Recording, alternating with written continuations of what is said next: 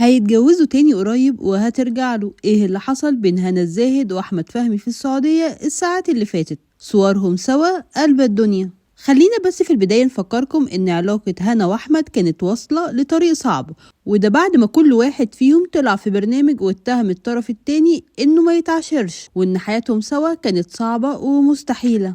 وطبعا العلاقة دي كانت منتهية، ولا حتى في سلام بينهم في اي مناسبة حضروها سوا. لكن اليومين دول كانوا مع بعض في مهرجان جويا وورد بالسعودية، والمفاجأة انهم اتصالحوا.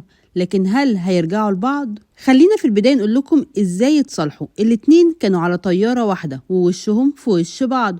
وقتها قرر فهمي يقرب من هنا وسلم عليها واتكلموا شوية وضحك. لكن مسألة الرجوع لسه مفيش فيها أي كلام، بس مصادر مقربة منهم هما الاتنين أكدوا إن فهمي وهنا مبسوطين بالتصالح ده، حتى لو أهاليهم معترضين.